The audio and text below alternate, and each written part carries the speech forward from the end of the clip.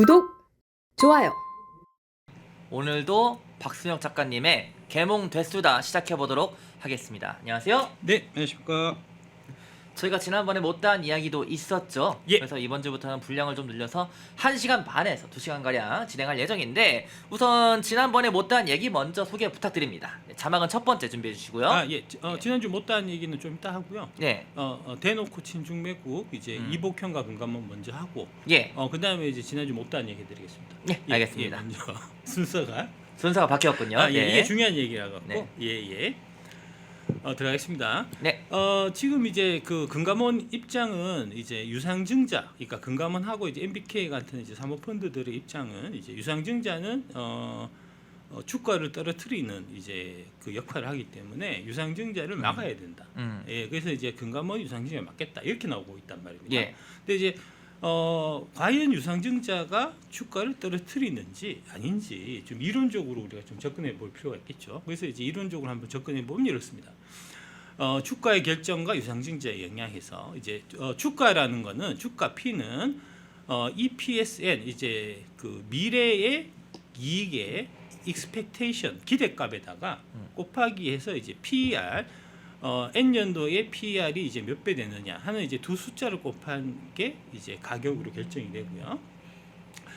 유상증자를 하면은 이제 여기서 어떤 영향이 미치냐면 아까 이제 EPSN 그러니까 N년 후에 주당 순이익이 늘어나고 미래의 기업이익이 늘어나고 그 다음에 이제 이 그 주식 숫자가 이제 주로 늘어나기 때문에 현재의 주식 수는 늘어나는 이제 그런 구조로 되어 있습니다. 예. 그래서 EPS는 기업이익을 이제 주식수로 나눈 거기 때문에 그런데 여기서 이제 이익이라고 하는 거는 미래형이고 주식수는 현재형이죠. 그러니까 이제 현재를 집착하냐 아니면 이제 미래를 보냐에 따라서 유상증자가 주가에 득이 되기도 하고 실이 되기도 하는 이제 그런 겁니다. 다음 장 한번 보시면 그래서 유상증자가 주가에 미치는 영향은 미래 기업이익의 증가가 현재 주식수의 증가보다 커지면 그러면은 미래의 주당 순이익이 증가할 거니까 미래의 주가 또한 상승하겠죠. 네. 하지만 현재의 주가는 미래의 이 expectation, 이제 EPS의 기대값에 의해서 결정되기 때문에 미래의 기대치가 늘어날 거냐 줄어들 거냐 하는 부분을 현재 어떻게 평가하는가에 따라서 달렸기 때문에 현재 금감원이라든지 이제 한국기업 거버넌스 포럼이라든지 이제 뭐 기관 투자자들이 얘기하는 유상증자는 나빠, 유상증자는 주가에 나쁘다 하는 인식을 공유하게 되면 저 expectation N이 떨어지기 때문에 현재의 주가는 떨어지게 되고, 근데 이제 결과는 미래에 또 다시 나타나는 건 다르잖아요. 예. 미래 가 보니까 이게 기업이익이 그 이제 주식 숫자 늘어나는 것보다 더 크게 늘어나면 그러면은 미래의 주가는 더 크게 상승하게 됩니다. 그러니까 미래의 기업 이익이 현재 주식수 증가하는 것보다 더 크게 증가하면 유상증자는 좋은 거고 미래의 기업 이익이 늘어나는 게 현재 주식수 증가하는 것보다 적으면 그러면은 유상증자는 나쁜 겁니다. 이제 이제 결론적으로 말씀드리면 근데 문제는 뭐냐 하면은 그 미래의 기업 이익이 현재 주식수가 늘어나는 것보다 더 클지 말지 그거를 판단하는 주체가 도대체 누가 돼야 되나? 그렇죠. 누가 돼야 되죠? 대체 누구인가요? 예, 그거는 그 기업의 진짜 주인이 돼야 돼요. 그 진짜 주인은 누굽니까? 우리가 오너라고 부르는 기업 이사회, 그 다음에 이제 최대 주주, 그 다음에 기업 경영진, 그 사람들이 진짜 주인이죠. 뭐 이제 예를 들어서 삼성전자가 이제 유상증자를 실시해서 나중에 이제 그 삼성전자 유상증자를 통해서 벌어들인 미래 기업 이익보다 현재 주식수 증가가 더 커서 그러면은 이제 주상증자가 잘못된 거잖아요. 그러면 그 피해를 볼 텐데 누가 피해를 보죠? 이재용이 피해를 보는 겁니다. 그러니까 이재용 마음대로 하게 두면 됩니다. 그게 이제 우리가 얘기하는 이제 이 뭐랄까 자본주의 시장 경제, 자유시장 경제의 이제 틀이잖아요. 근데 지금 그거를 금감원이라는 뜬금없는 애새끼들이 지금 등장해갖고 우리가 그 여부를 판단하겠다는 겁니다. 네가 판단할 능력이 됩니까?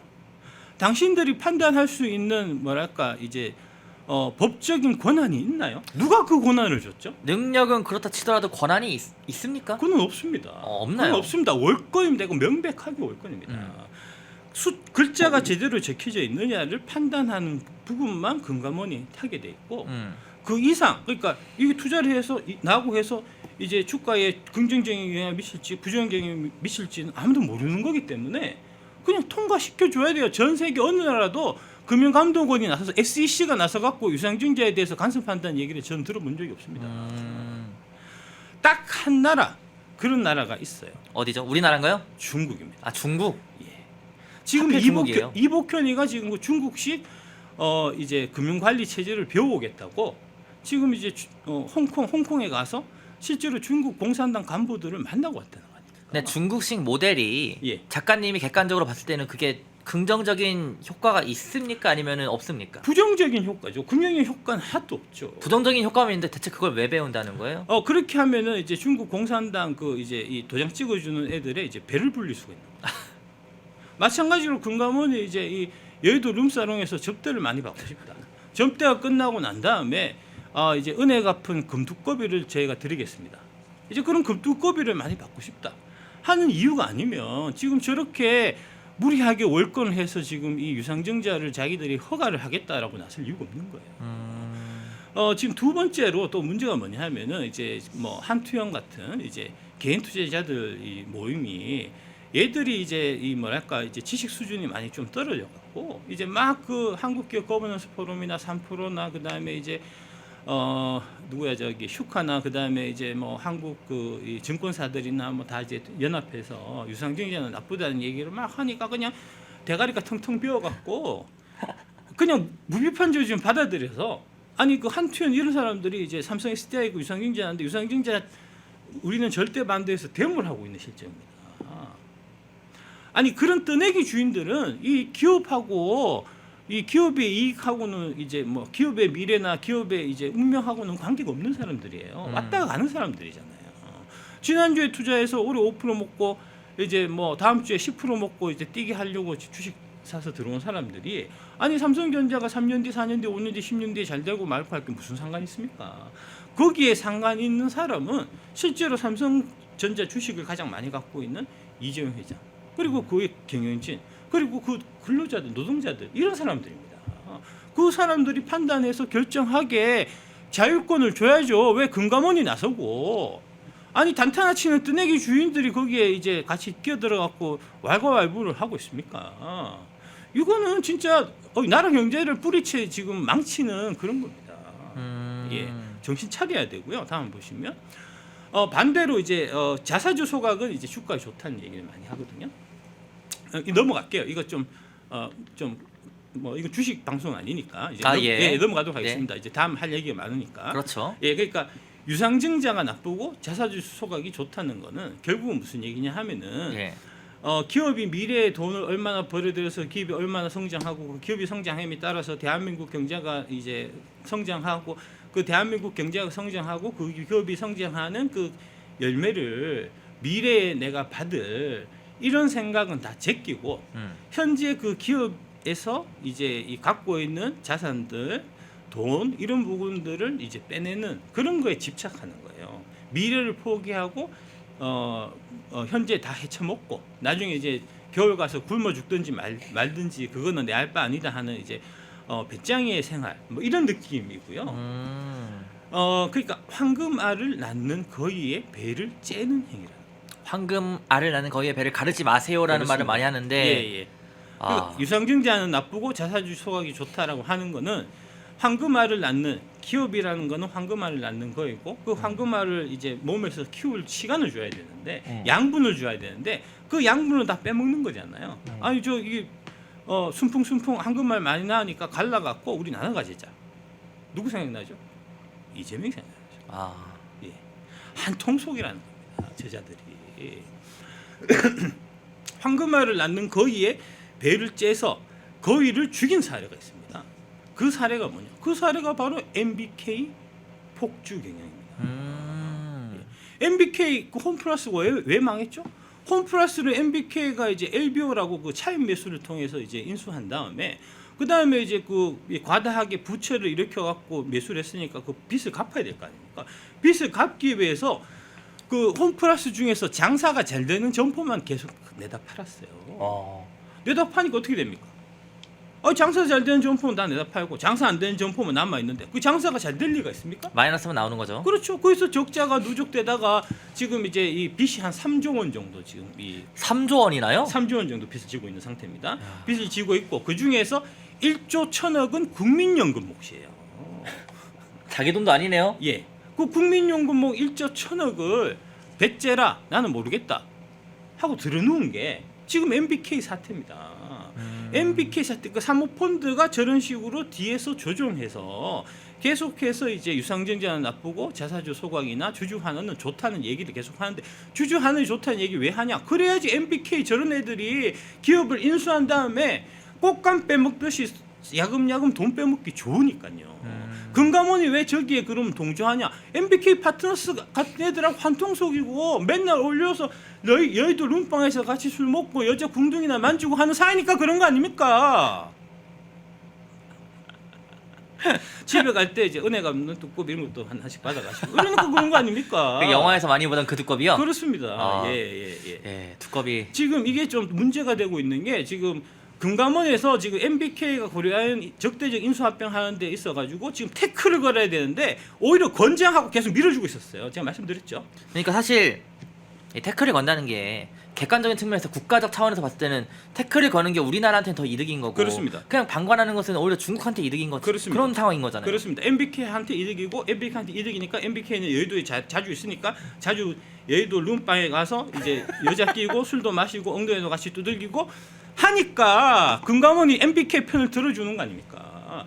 이게 지금 홈플러스를 인수했을 때도 가장 큰 문제가 뭐였냐 하면은 차인 매수라는 겁니다. LBO라고 저게 이제 돈을 빌려 갖고 인수를 하는데 예. 지금 고려안을 적대적 인수 합병하는 것도 홈플러스와 똑같은 차인 매수 방식이에요. 차인 매수는 뭐냐 하면은 인수 대상 기업 옛날에는 이제 홈플러스 지금은 고려안의 자산을 담보로 설정을 하고 그 금융권에서 그 빚을 내 갖고 그 기업을 인수하는 건데 고려안 지분 매입을 위해서 지출한 1조 5천억 중에서 70% 약 1조 1,100억을 NH 투자증권에서 빌린 차입금으로 충당했다는 겁니다. 저게 골이에요. 저게 한 7, 8%씩 한단 말입니다. 아니 7, 8%씩 이자 내고 기업이 어떻게 운영합니까? 그렇죠. 못하죠. 갚아야 될 거 아닙니까? 못하죠. 어떻게 갚죠? 이래서 갚아야죠. 아니요. 고려아연의 자산을 팔아서 갚아야죠. 아, 지분을 또 팔아서? 예. 근데- 고려아연 사업부 중에 일부를 팔아서 갚을 텐데 그 판 게 고려아연의 히토류. 그러니까 팔아서는 안 될 것들을 그렇죠. 누가 사겠습니까? 중국이 사겠죠. 중국이 필요하니까. 중국이 히토류 돌이쳐야 되니까. 저 얘기를 누가 한다고요? 미국의 하원 의원들이 한다고요. 지금 고려안 넘어가면 위험하다. 대한민국 국익에 큰 해가 되고 중국한테 유리하고 한미 동맹에도 문제가 생긴다는 얘기를 미국 하원 의원들이 하는데 지금 김문수조차도 얘기를 안 하는 거 아닙니까? 김문수조차도 홍준표조차도 나경원조차도 왜 얘기를 안 하냐고요. 지금 이 중요한 일을 대통령 하겠다는 사람이. 작가님이 좀 전달 좀 해주시죠. 예. 아니 아까 저희 방금 김문수 후보 왔다 갔는데 예. 전달 좀 해주세요. 예. 이런 얘기를 해야 된단 말입니다. 이런 얘기를 여기에 이제 이 글로벌 의결권 자문사 이제 저기가 뭐냐면은 국민연금이 이제 그 찬성할까 반대할까 할 때 이제 물어보는데요. 이제 국민연금도 이제 뭐랄까 이제 좀 면피를 해야 되니까 이제 그 자문사 글래스 루이스 어떻게 얘기했냐? MBK가 고려안을 지배하게 될 경우 홈플러스의 전철을 밟을 수 있다. 밟을 수밖에 없어요. 지금 홈플러스 지금 MBK가 하는 얘기가 고려안 인수해서 우리는 안 팔고 10년, 20년 잘 이제 정상적으로 경영할 거다 얘기하잖아요.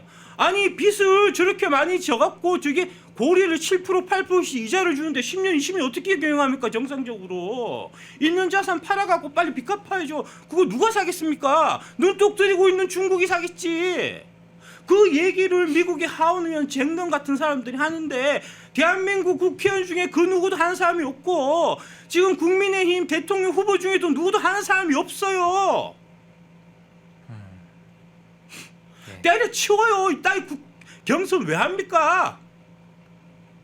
네, 지금 뭐 사실 후보들에 대해서 국민의힘 경선 후보들에 대해서 여러 가지 예. 뭐 아쉽다 뭐 이런 얘기들이 많이 나오는데 일단 저희 대박이님 1만 원 후원해 주셨고요. 예. 그리고 그리고 또 지연님이 2만 원 후원까지 해주셨습니다. 정말 후원 감사드리고요. 네. 자막은 첫 번째 띄워주세요. 네. 예, IPO하고 이제 유상증자, 물적 분할 이런 게 주가에 악영향을 미친다. IPO 유상증자 물적 분할하면은 주가에 이제 주가 그 소액 주주들한테 피해를 끼치니까 금감원이 나서서 못하게 하겠다. 이게 지금 금감원의 주장이잖아요. 그런데 IPO 유상증자 물적 분할을 통해서 주가가 엄청나게 올라간 사례가 있습니다. 제가 갖고 왔습니다. 그게 뭐냐? 바로 에코프로 사례입니다. 에코프로. 예. 한때 우리나라 언론에서도 되게 오르락내리락 하던 그 단어 주식, 아닌가요? 에코프로. 예, 저 때문에 유명해진 회사죠. 예. 저기 저 회사가 어땠냐 하면 보시면 2016년 5월에 양극 소재 사업 전문화를 위하여 에코프로 BM을 에코프로 지주사에서 에코프로 BM을 물적 분할해서 에코프로 BM을 물적 분할한 이후에 상장을 시킵니다. 그러면은 지금 여기 저기 여의도의 금감원이 하는 가장 하지 말아야 될 1번 행동을 한 거잖아요. 저거 하면 주가가 못 올라가니까 주가를 올리기 위해서 저런 행동을 못하게 막겠다고 지금 금감원이 주장하고 거기에 많은 이제 정신 나간 개인 투자자들이 뜨내기 주주들이 투기꾼들이 거기에 부환대동하고 있는 거 아닙니까? 실제 주가가 어떻냐 제가 한번 보여드릴게요. 그 이 어떤 일들이 일어났냐? 2019년 3월 5일 날 그 에코프로에서 분할된 에코프로 BM이 상장을 합니다. 상장할 당시에 공모가는 48,000원인데 사실은 그 48,000원 저기 보시면 저 맨 왼쪽입니다. 그 이후에 또 유상증자가 있고 막 이래 갖고 예. 만원 가격이에요. 저 주가가 얼마까지 올랐다고요? 59만 4천 원까지 올랐어요. 거의 60만 원대까지 올랐네요. 60배가 올랐습니다. 60배가. 와. 지금 주가 많이 떨어져서 대략 한 10만 원 하고 있는데 10만 원 해도 지금 10배 가량 올랐던 거네요. 10배 가량 올랐습니다. 아니 물적 분할해서 신규 상장하면은 주가가 폭락하기 때문에 그거를 금감원이 나서서 막아서 개인 투자자들 보호한다며. 저건 뭡니까 그럼 도대체? 막을 수 있었는데 안 막은 겁니까 그러면? 아니요, 상관없는 얘기를 하는 거예요. 주가가 하고는 전혀 상관없는 얘기를 한다고요. 물적 분할 이후에 신규 상장해서 주가가 올라간 저런 사례가 있지 않습니까? 그렇죠. 말이 안 되는 얘기를 하는 거예요. 책이 없는 얘기를 하는 거고요.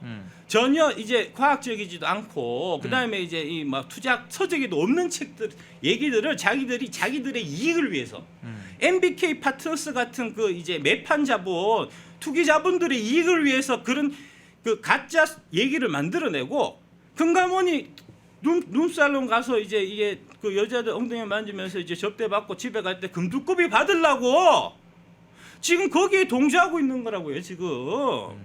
그게 바로 중국식 금융관리입니다. 지금 중국식 금융관리를 배우겠다는 거 아닙니까? 다음 한 번 더 보이시면 그러면 이제 에코프로는 신규 상장해서 저렇게 많이 올랐어요. 그러면 이제 좀 알짜를 떼냈으니까 에코프로는 그러면 이제 주가가 떨어졌어야 되잖아요. 금감원 말대로면 과연 에코프로는 떨어졌는지 한번 보여드리겠습니다. 이게 이제 그 물적 분할할 당시의 차트입니다. 보시듯이 물적 분할 발표할 때가 저기 사각형인데 저때 당시에 대략 한 5,000원에서 물적 분할한 이후에 대략 한 10,000원까지 주가는 좀 떨어졌어요. 그러니까 저런 단기적인 얘기를 갖고 지금 개인 투자자들이 일단 당장 눈에 보이는 거는 떨어지니까 이거 못하게 해라 책임져라 막 들고 일난다는 거 아닙니까? 그런 투기꾼 따위들은 신경 쓸 게 없고요. 한 달, 두 달 갖고 있을 애들은 신경 쓸 게 없고요. 3년, 5년, 10년 갖고 간 사람이 중요하다고요. 그 사람들이 실제로 그 회사하고 운명을 같이 하는 사람들이니까. 장기를 한번 보여드릴게요. 어떻게 됐냐?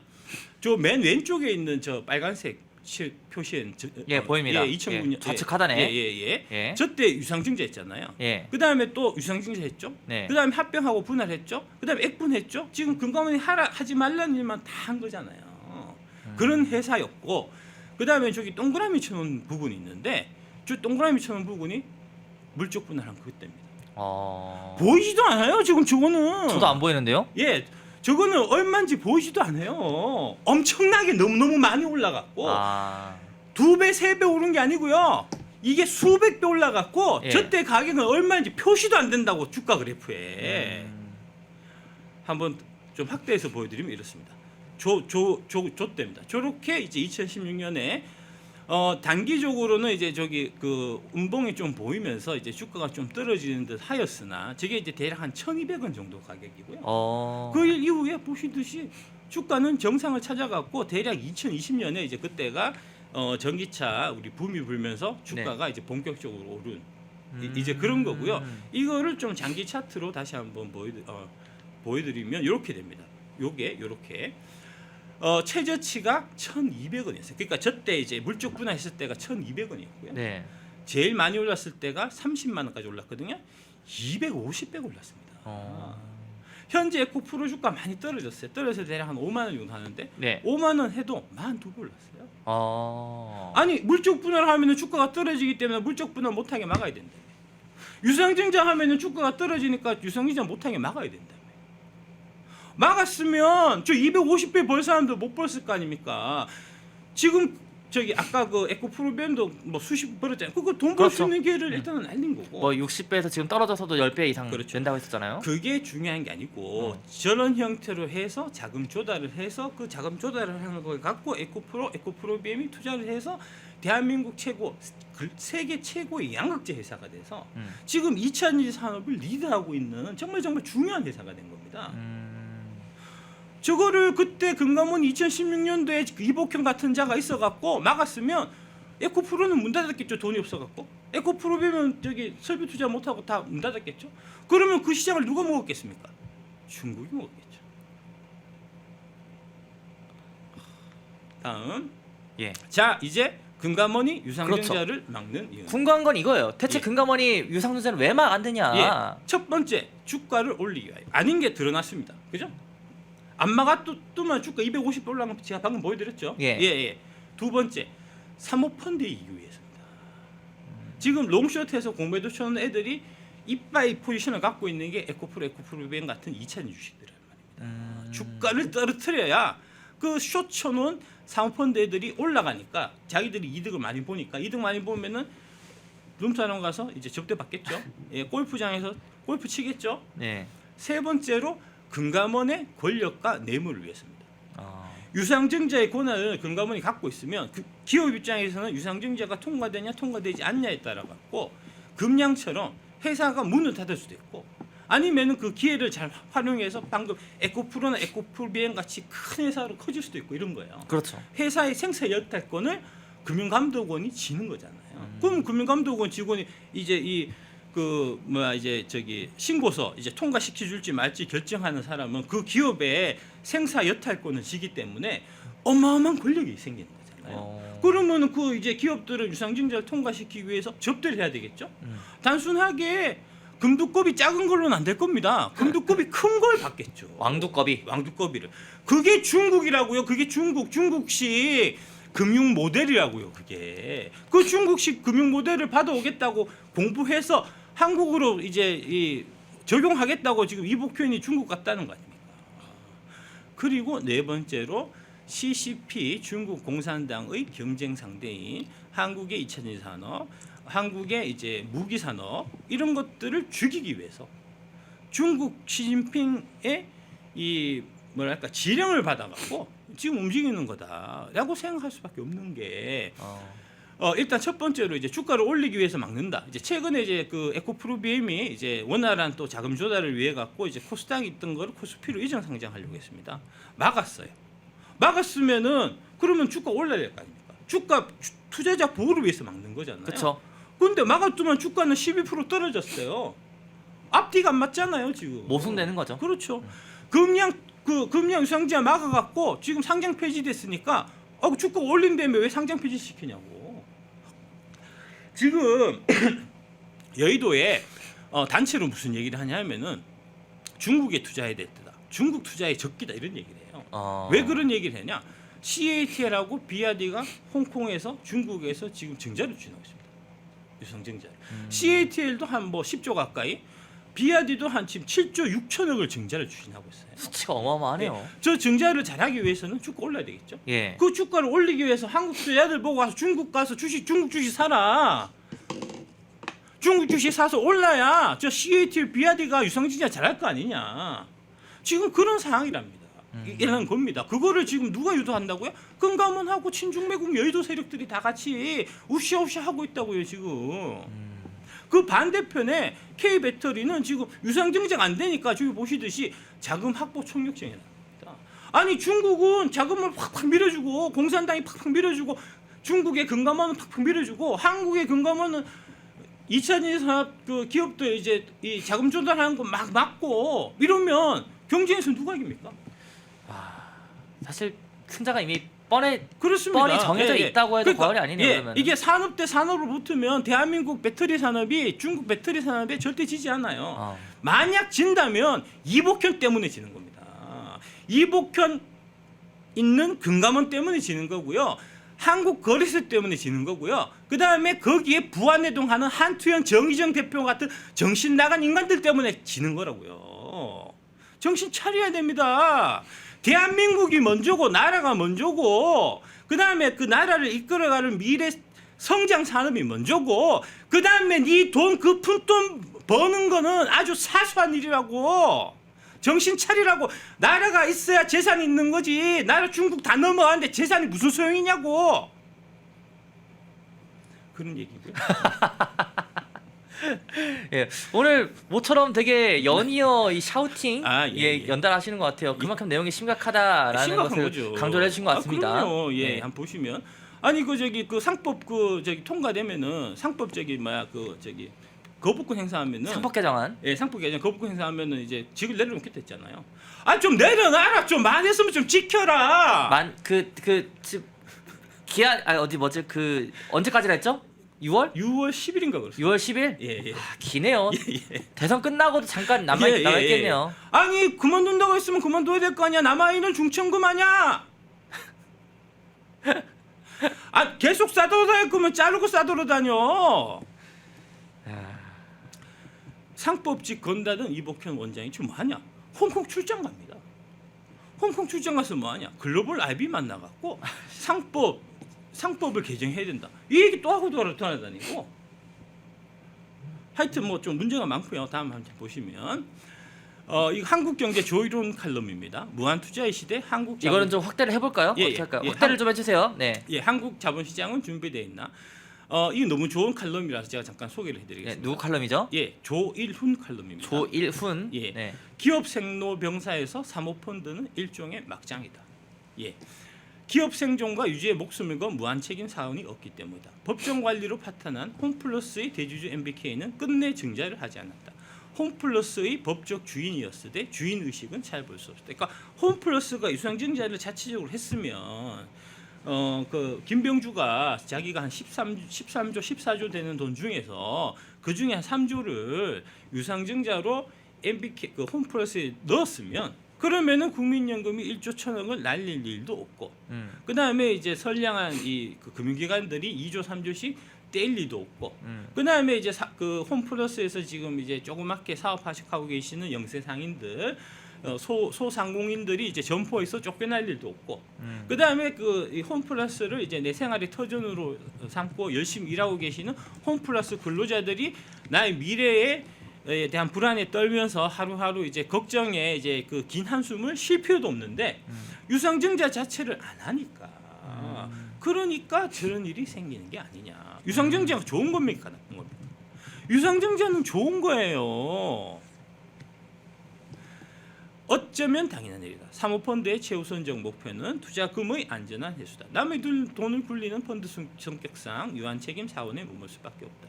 일반적 기업 대주주는 무한 책임을 진다. 자금난이 닥치면 모든 수단을 동원해서 자본을 보강하고 부채를 일으킨다. 유상증자는 최후의 카드는 아니지만 가장 경제적인 자본 조달 수단이다. 은행 차입이나 회사채 발행은 한도가 있다는 겁니다. 그러니까 지금 얘기하는 게 그 주고 유상증자 말고 딴 거 하면 되지 않냐? 은행 차입하면 되지 않냐? 회사채 발행하면 되지 않냐? 이런 얘기들을 그 무식한 한투의 정의정 같은 자들이 하거든요. 말이 되는 소리를 하라고. 나 부채 비율이라고 못 들어봤냐고. 부채 비율 500% 1000% 되는데 거기다 누가 또 빚을 내주냐고. 부채 비율을 떨어뜨려야 다시 부채를 일으키지. 부채 비율 떨어뜨리려면 유상증자 해야 될 거 아니야. 지금 금감원에서 하는 얘기가 유상증자 이제 여러 막을 텐데 부채 비율 높은 회사는 유상증자를 못하겠다. 아니 부채 비율 떨어뜨리려고 유상증자하는데 그거 못하게 하면 뭘 어떻게 떨어뜨리냐고. 그럼 그거를. 반면 증자는 추가 신용 보강으로 차입 여력까지 늘릴 수 있는 이집도. 이게 기본이에요. 기본적인 얘기인데 기본적인 얘기를 다 무식하니까 증자 결행의 궁극적 부담은 대주인다. 이재용이 진다는 겁니다. 당연한 거죠. 기업이 망하면 주주도 그 삼성전자 망하면 이재명이 뭐 멀쩡할 것 같아요? 대우그룹 망하고 김우중이 멀쩡했냐고. 홈플러스 망해도 김병준은 멀쩡하잖아. 여전히 13조 재산 갖고 있는 대한민국 최고 부자잖아요. 다른 거 아닙니까? 그 엄연하게. 재무 사정이 나빠졌는데도 대주주 증자 이력이 없는 기업은 막장으로 진입한다. 잘 되면 사모펀드, 잘못되면 법원으로 집행하는 문제다. 지금 그걸 바라는 겁니다. 그러니까 유상증자를 못하게 해야 MBK가 컴온 내가 싸게 네 거 먹어줄게. 그 아니면 법정 가서 파산하고 그러면 거기다 돈 빌리는 사람들은 돈 다 떼고 이런 거잖아요. 지금 그거를 금감원이 지금 몰고 가고 있습니다. 지금 한국 산업을. 세상이 많이 변했다. 시장은 유상증자에 더 이상 관대. 그거 관대하지 않게 만든 게 MBK 같은 애들이라고. 그래야지 자기들이 물건을 먹으니까. MBK하고 결탁되어 있는 금감원이 지금 같은 한 통속이라고요. 그래야지 대접받으니까. 논술항에서 양주 먹고 집에 갈 때 금두급이 받으니까. 방산, 조선 등에 대한 미래 투자를 위해서 증자를 발표한 하나 에어로스페이스 같은 기업들이 소액주주와 금융당국 등살에 절절매고 있다. 왜 하필 내가 주식을 보유한 시점에 증자를 하느냐고 불만. 불만이면 팔고 나가라고. 불만이면 팔고 나가. 증자 안 하는 기업들 많아. 은행주나 증권주나 통신주나 그런 거 하라고. 그 배당도 많이 주니까 그런 거 하라고 그럼. 하지만 은행 같은 배당주가 아닌 성장주에 대한 투자는 불확실성을 견디는 인내를 필요로 한다. 주식이 왜 위험자산이겠냐. 성장으로 가는 길은 결코 안전하지 않다. 때로는 울퉁불퉁하고 때로는 균열과 붕괴가 있단다. 아까 보여드렸던 에코프로가 250도 올라갈 동안에도 에코프로가 몇 번 문 닫을 뻔했는지 몰라요. 그 양극재 개발하는데 무려 15년 동안 흑자가 안 났기 때문에 지금 금감원 이제 이 잣대면 매년 적자가 이제 누적되고 흑자가 날 기미가 없는 회사는 유상증자 안 되고 에코프로는 옛날에는 유상증자 못할 회사였다니까. 그러면은 지금 대한민국 배터리 산업이 지금 세계로 흘러갈 수 있었겠냐고. 도중에 유상증자와 배당 축소 같은 고통도 견뎌야 한다. 증자 자체로 미래를 보장받는 것도 아니다. 정해진 것은 아무것도 없다. 2등이 가장 크게 망하는 포커 게임처럼 베팅을 거듭할수록 불안할 수밖에 없다. 이런 모험이 싫은 투자자들은 성장주를 줄여야 한다. 예금이나 하면 될 거 아닙니까? 그럼 마음에 안 들면. 첨단 산업 전쟁의 포인이 거치고 나면 우리 주력 기업들이 몇몇이 사라져 있을지도 모른다. 그나마 자본을 제대로 보강하지 않으면 더 많은 기업이 막장에 내몰릴 것이다. 증자하면 죽일 놈 되는 시장에선 성장도 혁신도 밸류업도 모두 가능하다는 겁니다. 지금 그런 시장을 지금 금감원이 앞장서서 만들고 있어요. 탐관오리라고. 탐관오리. 중국 돈 받은 탐관오리라고. 저자들은 중국 돈 MBK 돈 받은 탐관오리들이라고요. 다음. 예. 중국과 손잡았다는 겁니다. 아니 지금 이 판국이 중국하고 손을 잡고 있습니까? 지금 제정신입니까? 그 홍콩까지 날아가 갖고. 지금 사실 이게 앞서서 작가님이 말씀해 주신 게 여러분들 뭐 어디 출처도 없고 근거도 없는 그런 내용이 아니라 여기 한국신용신문에 나와 있습니다. 예. 이 내용을 이제 작가님이 여러 가지 들은 얘기를 동합해서 이제 말씀을 드린 거기 때문에 이게 결정적인 자료라고 보시면 될 것 같습니다. 그렇습니다. 예. 중국의 금융 통제가 지금 심화되는 가운데 홍콩 모델을 정책적으로 받아들이겠다. 제정신이냐고! 야, 대한민국은 자유민주주의 국가야. 대한민국은 시장경제 국가라고. 아니 왜 우리가 중국을 본받아서 사회주의 경제를 해야 돼? 그러니까 지금 사실 그 주변에 그 중국식 롤 모델 같은 경우에는 예, 지금 얼굴이 벌개지셨어요. 예, 조금만 이제 좀 뭐 너무 이렇게 빨개지면 폭발하실 것 같아서 제가 좀 이렇게 좀 식히는 타임을 가지도록 하겠습니다. 근데 이게 중국식 모델이란 게 앞서서 전 세계에서 찾아보기 힘들다. 그렇습니다. 라고 얘기를 해주셨는데 정말 뭐 그나마 좀 이유를 찾자면은 이 롤 모델을 택한 그나마 좀 이유를 찾자면은 아예 없는 건가요? 그 아니 이유도? 없어요. 관치금융 아닙니까? 다들 욕하는 거 아닙니까? 그러니까 지금 모두가 의문을 가지는 거죠. 예. 그 중국 금융당국 관계를 만나갖고 중국을 본받겠다 이러니까 사람들이 미친 거지. 막 도는 거지. 사실 이 롤모델이라고 하는 것은 유럽식 롤모델도 있고요. 예, 미국식도 있고요. 예, 미국식이 더 낫지 않나요? 그럼요. 당연한 거죠. 미국식이 더 낫죠. 그럼요. 네. 아니 SAC 모델을 배우겠다 하면 그래 오케이 선진국이니까. 음. 야 중국은 금융에서 우리보다 후진국이야. 저거는 역사를 거꾸로 되돌리겠다는 거 아닙니까? 저렇게 되면 누가 좋냐? 중국 공산당이 이제 입맛대로 할 수 있는 것처럼 금감원이 우리 입맛대로 하겠다 하면서 이제 많은 접대를 받겠다, 많은 뇌물을 받겠다 이런 거 말고 무슨 이유가 있습니까 저게? 다음 보시면 예. 하나 삼성 막혔는데 여긴 왜? 이재명 테마주 선수 속전속결 유증심사 통과됐다는 겁니다. 형지 INC라고 저게 기존 주식수의 90%를 새로 찍는 유상증자인데 저기 주가가 이제 이재명 테마주 묶여갖고 3배 올랐어요. 근데 저걸 기습적으로 심사도 제대로 안 하고 그냥 통과시켜줬어요. 금감원이. 그래놓고는 이복현이 하나 에어로스페이스 유상증자는 또 제정 건단 말입니다. 이유가 뭐죠? 모르겠는데요. 뇌물 받았든지 뒷돈 받았든지 접대 받았든지 그러니까 향후 받았든지 흔히 말하는 블랙머니 냄새가 예. 난다. 예. 뭐 그런 거라고 사람들이 다 오해할 수밖에 없는 거 아닙니까? 사람들이 그렇게 의문을 표출하고 있다는 거죠. 예. 아니 이재명 무서워서 통과시켰나요? 이재명 존경해서 통과시켰나요? 사실 저희가 테마주니까? 이게 이재명 뭔가 좀 이게 사실 유증심사 통과 논란이라고 되어 있잖아요. 조선비즈 기사에서도. 기자들이 기사를 쓸 때 저도 이제 뭐 경제 기사는 잘 안 쓰지만은 논란이라는 것은 실제로 논란이 되고 있기 때문에, 그리고 왜 하필 이재명 테마는 유증심사 통과를 시켰고 그 옆에 자료 보여주세요. 네, 그 옆에 자료. 하나 에어로스페이스. 하나 에어로스페이스는 유상증자 또 제동. 그러니까 이게 둘 다 17일자 기사예요. 맞죠? 예. 왼쪽 거는 17일 오전 6시. 같은 날입니다. 그리고 같은 날입니다. 주간조선 17일 오후 7시.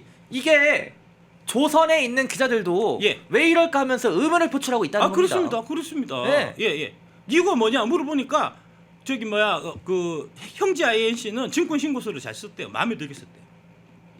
어떻게 하면 마음에 들죠? 룸살롱 가서 같이 여자 궁둥이 두들기면 마음에 들겠지.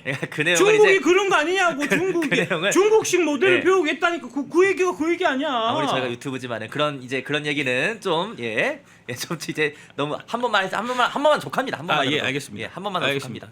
그러니까 그런 엄청난 권한을 금감원이 심사 담당이 지는 거예요. 저거 해가 통과해갖고 이득 본 사람이 분명히 있을 거지 않나요? 이득 본 사람들이 그냥 맨입으로 우리나라에 맨입으로 되는 일이 뭐 있겠습니까? 하나 에어로스페이스는 지금 저거는 이제 중국하고도 좀 관계돼 있는데 지금 이제 미국이 EU에서 이제 그 군사 지원을 끊으려고 합니다. 그죠? 그래서 이제 그러면은 유럽에서 지금 발등에 불이 떨어지는 거죠. 우리가 이제 그 빨리 이제 무기도 사야 되고 하니까. 그렇죠. 미국은 무기는 안 팔 거고 살 데가 어디 있습니까? 대한민국 거밖에 없어요. 그래서 대한민국 하나 에어로스페이스 그 각종 무기 만든 하나 에어로스페이스에서 지금 유럽에 이제 각종 무기 사려고 막 주문이 세도한다는 거 아닙니까? 그 주문 세도하니까 그럼 공장 지어야죠. 공장 지으려고 지금 유상증자 하려고 하는데 그걸 지금 막고 있어요. 지금 왜 막겠냐고. 막아야 중국이 유럽에 대한 영향력이 유지가 될 수 있어요. 사실 여러분들 가장 그 유익 있게 봐야 될 부분은 저기 조선비즈 기자의 부제목 좀 확대해 주세요. 예. 조선비즈 왼쪽 하단입니다. 왼쪽 하단. 이거를 확대를 좀 해주세요. 저거를 주목하셔야 돼요. 부제목이라는 게 굉장히 중요하거든요. 기사에서. 자, 그 짤 밑에 있는 거. 대선 끝나면 거품 빠질 가능성이 있다. 이것만으로도 이미 유상증자에 대한 명분이 그렇게 많지는 않다라는 것을 조선비즈 기자가 짚은 거라 해석을 할 수 있는 거고요. 그리고 5월 말 청약 신주는 6월 10일 상장이고 원래 유증은 악재인데 이재명 테마 묶이면서 주가가 3배가 급등을 했다. 그리고 형지 INC 기존 주식수 90%는 새로 찍는 유상증자 진행이다. 이 4개를 묶어서 보시면은 해석은 여러분들한테 맡기겠지만은 추론 얼마든지 다양한 추론이 나올 수 있다. 이거 아닙니까? 그렇습니다. 예. 그렇죠. 다시 원래대로. 이건 너무 빼박이야. 다시 복구해 주시고요. 다음. 트럼프 히토류 수입 안보 조사 지시 수출 제한 중국에 맞불을 지금 놓고 있잖아요. 지금 히토류 관련돼서 한국에서 저 사업을 할 수 있는 회사가 고려안이고요. 그래서 자꾸 고려안을 MBK를 통해 갖고 중국에 넘기려고 지금 금감원이 그 난리를 지금 치는 거고. 그 다음에 금양입니다. 금양 보십시오. 저기 공장 부지인데 보시면 지금 많이 지어놨어요. 한 80% 지금 지어놨다 하더라고. 20%만 더 지으면 돼. 유상증자 받아갖고 나머지 20% 땡치면 되는데. 근데 저 계획에 지금 제동이 걸렸다 이 말씀이죠? 그렇습니다. 저 유상증자를 못하게 해서 저 공장이 완공이 안 될 것 같으니까. 공장이 완공이 안 되면은 계속 기업이 될 수 없는 거잖아요. 그 계속 기업이 될 수 없으니까 이제 저기 뭐야 저 회계법인에서 계속 기업에 의문이 든다 해서 한정 의견 받았다고 상장 폐지. 그러면 금양이 하려고 했었던 몽골이나 그 다음에 이제 저기 콩고 DRC 콩고의 그 히토류 사업은 못 하는 거죠. 사실 이 히토류라는 것이 이번에 관세 전쟁, 미국과 중국이 관세 전쟁 들어가면서 굉장히 가치가 귀해진 것 중에 하나지 않습니까? 그렇습니다. 히토류? 근데 이 히토류가 지금 뭐 왔다 갔다 하고 있다는 그런 거잖아요. 그렇죠. 대한민국 히토류를 이 컨트롤할 수 있는 그 기회 자체를 없애버리려고 하는 거고, 그거를 그렇게 되면은 제일 득볼 사람이 시진핑이에요. 시진핑. 그러니까 사실 뭐 한술 더 뜨자면은 숟가락을 떠서 주는 격이다. 그렇습니다. 그렇습니다. 그 고려안 케이스만 봐도 명백하잖아요. 고려안 유상증자 못하게 해서 결국은 이 최대 주주의 지위가 저기 MBK한테 넘어갔잖아요. 만약에 MBK가 홈플러스로 그 사고를 안 쳤으면 지금 고려안은 MBK로 확 넘어갔을 수도 있습니다.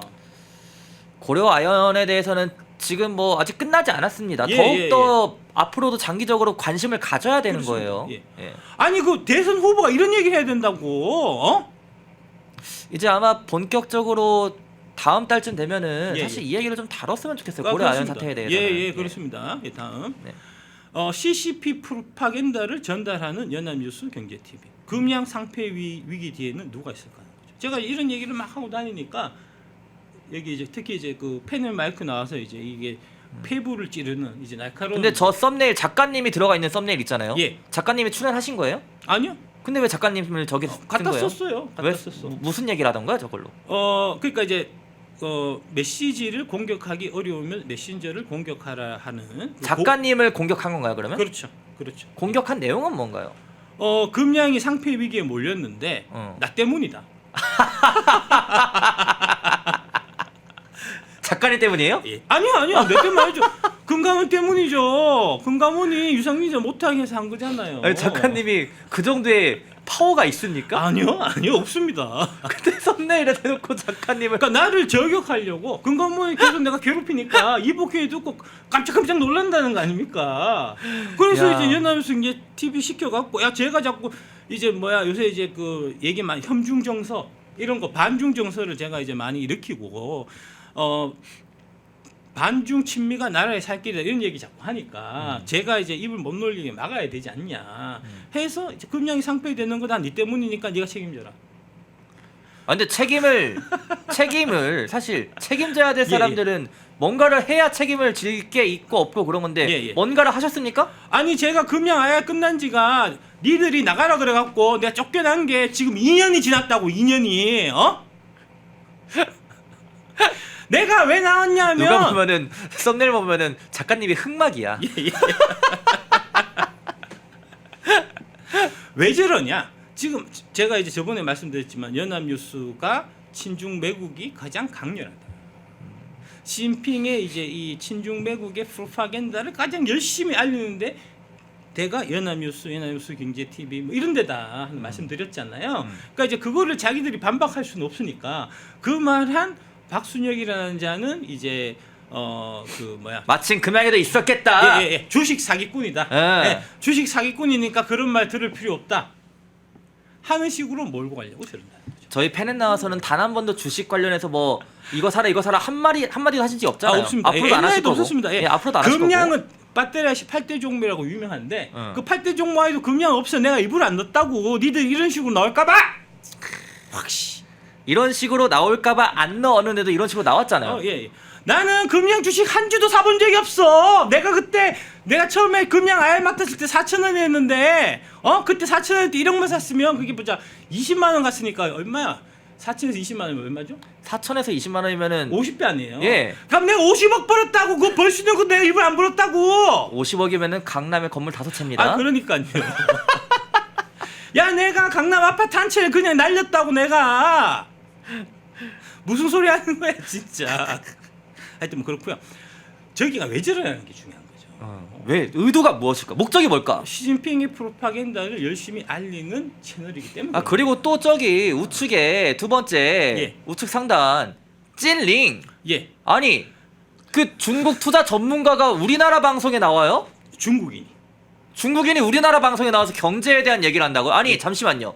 저는요 이 관세 전쟁이라는 거는요 미국과 중국의 입장이 다 서로 다른 거잖아요. 오케이 찔링 중국 측 입장 말했어요. 그럼 미국인이 나와서 미국 측 입장을 말해야 되는 거 아니에요? 트럼프 측 나와가지고 미국 트럼프의 입장은 이거다. 중국 측 입장 말했으니까 토론해야 되는 것 아닙니까? 그렇습니다. 일방적으로 찔링만 나와서 중국 입장을 말하는 건 이거는 불공정한 거예요. 중국 돈 먹은 거예요. 이건 불공정한 겁니다. 중국의 인민망이나 중국의 인민일보나 중국의 신화통신이나 한국연합뉴스는 다르지 않아요. 아니 이 관세전 애초에 전쟁이란 키워드를 왜 쓰겠습니까? 아, 그러니까. 양측이 붙기 때문에 관세 전쟁인데 중국 측 입장만 전달을 한다면은 물론 저희가 또 확인해서 미국 예. 측 입장이 있으면은 뭐 정정을 방송 정정하겠습니다만은 뭐 없어요. 대놓고 저래요.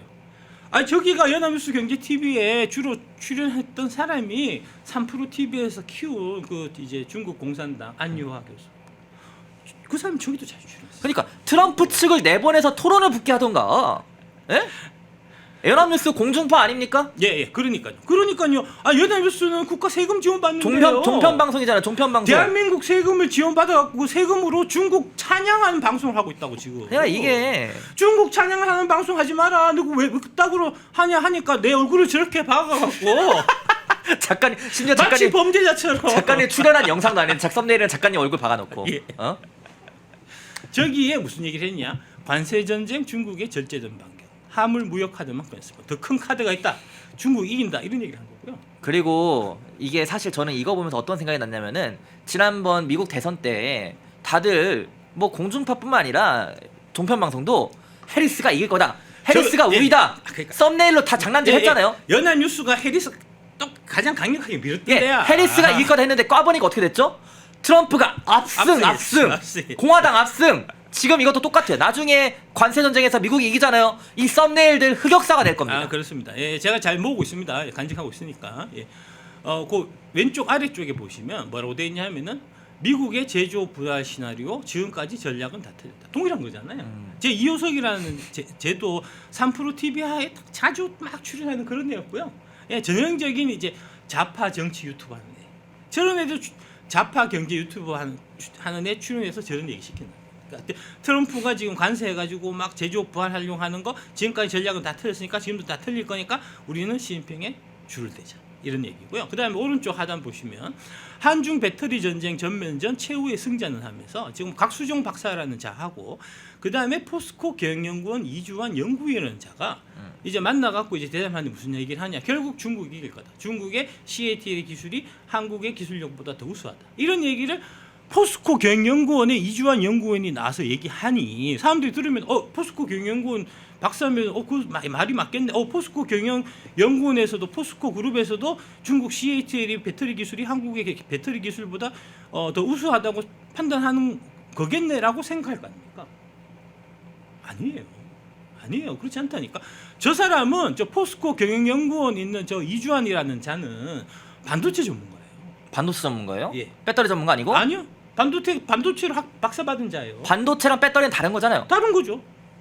근데 어. 그 자가 나와서 저 연합뉴스 경제 TV 나와갖고 CATL 배터리 내가 이제 얘기 들었는데 CATL 배터리 기술 경쟁이 한국보다 우수하다 하더라. 라고 하는 거예요. 뭘 들었대요? 어디서 뭘 들었대요? 한 배터리 전문가인데. 그럴 거면 그 배터리 전문가 나오라 하지. 그래서 본인이 나와서 얘기를 해요. 그래서 제가 저 방송을 보고 제가 이제 기사를 하나 썼습니다. 이건 말도 안 된다. 아니 뭐 이 반도체 전문가라는 자가 나와가지고 배터리에 대해서 막 얘기하면서 CATL의 배터리가 우수하고 아니 그 포스코 저기 누구야 그 최정우 회장은 애들 교육 안 시키고 뭐 하냐 하는 기사를 제가 썼어요. 그 기사를 보고 포스코에서 연락이 왔었어요. 제가 포스코 쪽에도 아는 사람들이 있거든요. 포스코 홀딩스 쪽에서 연락이 와갖고 저희가 엄청 잘못했다.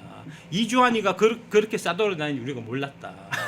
그래서 그래서 제가 얘기했습니다. 그 새끼 잘라라. 아니 월급은 포스코 홀딩스한테 받고 충성은 CATL한테 하는 그런 자한테 왜 월급을 주고 있냐. 저자는 배터리 전문가도 아니고 반도체 전문가인데 당장 잘라라. 제가 그랬어요. 그 이제 그 임원진이 연락 왔었거든요. 그러니까 임원진이 그 자르는 거는 좀 곤란하고 하더만 그 이후에 나왔더라고요. 포스코 경영연구소. 나왔어요? 예, 나왔어요. 포스코에서 나왔다. 방송에 나간 게 아니라. 나와 갖고는 요새도 돌아다닙니다. 3%하고 저 연합뉴스 경제 TV하고. 그럼 이제 타이틀이 그거겠죠. 전 포스코 땡땡땡. 예. 그렇죠. 타이틀을 아마 그렇게 쓸 겁니다. 반도체 얘기 주로 많이 해요. AI 얘기하고 그래서 그런다고. 막 그거는 당신의 전공이니까 내가 인정을 그래, 하는데. 그건 인정. 전공이니까 인정.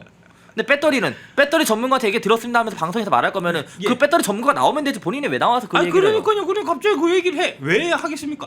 누군가 한 명이 나와서 연합뉴스 경제 TV에서 시진핑의 지령을 받아갖고 CATL이 기술 경쟁력이 한국보다 우수하다는 얘기를 누군가 해야 되는데 그거 할 배터리 전문가는 아무도 없잖아요. 배터리 전문가들은 다 그거 아닌 거 아니까. 그러니까 저렇게 딱 이름만 들어보면 사람들이 딱 헷갈리게 줘. 게다가 포스코니까. 포스코 경영연구원의 박사니까 저 사람 포스코가 이제 2차전 창원이니까 잘 알겠네. 나는 허점을 노려갖고 저런 사이비 가짜 전문가들을 출연시켜갖고 CATL의 기술 경쟁력이 한국 배터리보다 우수하다는 그 방송을 하는 게 연합뉴스 경제TV고 그 연합뉴스 경제TV이기 때문에 박순혁 저자는 막 얘기하고 돌아다니는 대한민국 배터리가 중국 배터리보다 기술력에서 우수하고 우리가 미래가 짱짱하다, 미래가 밝다라고 얘기하는 저자는 사기꾼이니까 저자의 말을 듣지 마라 라고 하려고 저렇게 얼굴 박제하고 저렇게 방송을 한다는 겁니다. 이해가 되시죠 여러분? 왜 이렇게 판이 돌아가는지 이해가 되시죠? 채팅창을 보면 모두 이해되신 것 같습니다. 다음 중국과 대적하는 2차 전지 모험 자본은 안 되지만 아까 이제 중국과 대적하는 2차 전지 모험 자본 그다음에 중국과 대적하는 이제 하나 에어로스페이스 같은 방산 조선 이런 거는 모험 자본을 공급하는 유상증자를 허락하는 게 안 되지만 중국과 협력하는 그다음에 이제 이재명이 이제 적극적으로 추진하는 AI 모험 자본은 돈을 마구마구 퍼다 주겠다는 말씀이냐 하는 얘기죠. 그러니까 지금 자꾸 AI 하는데요. 사실 여러분이 AI라는 게 유명해지던 그리고 유망하다는 그런 평가를 받았던 건 2015년입니다. 10년 전 우리는 AI는 늦었어요. 글렀어. 우리는 엔비디아 거 받았어야 돼.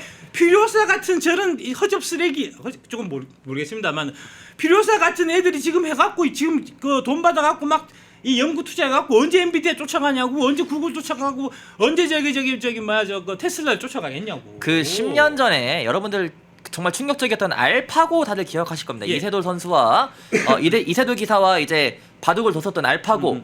그때 이미 구글은 본인들의 능력을 어디까지 펼칠 수 있는지 알파고 대국을 통해서 증명을 했고 테스트를 했고 그때 우리나라 뭐 했죠? AI 뛰어들었나요? 그때 뛰어들어서도 선두를 차지할지 말지 모자랄 판국에 10년이 지난 2025년에 와서 이제 와서 AI요?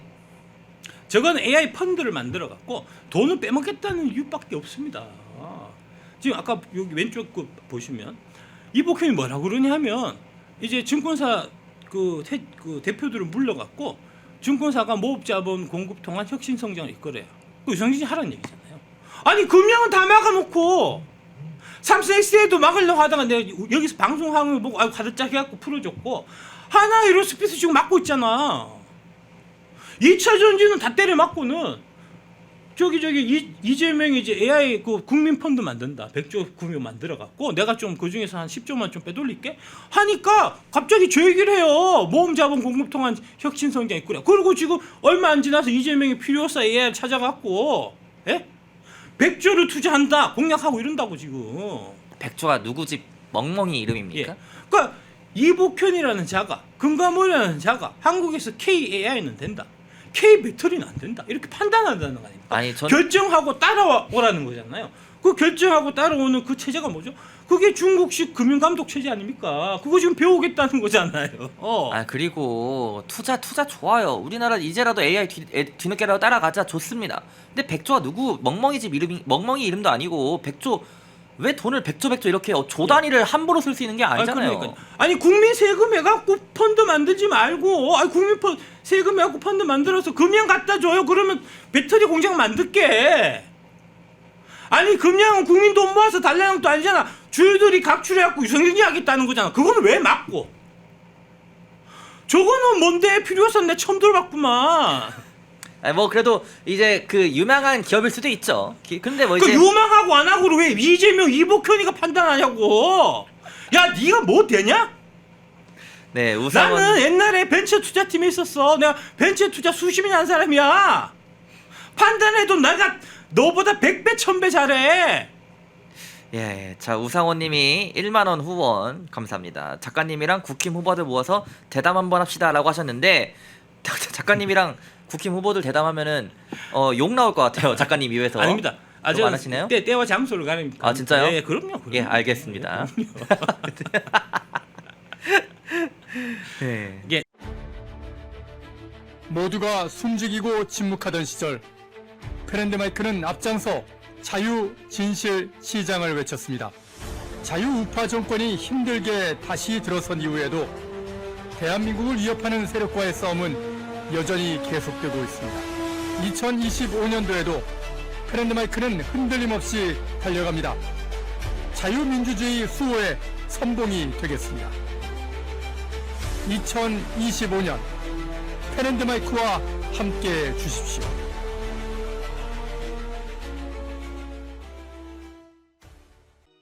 펜앤마이크에서 추천하는 영상도 보고 가세요. 다른 영상도 즐기시려면 구독 버튼을 꼭 눌러주세요.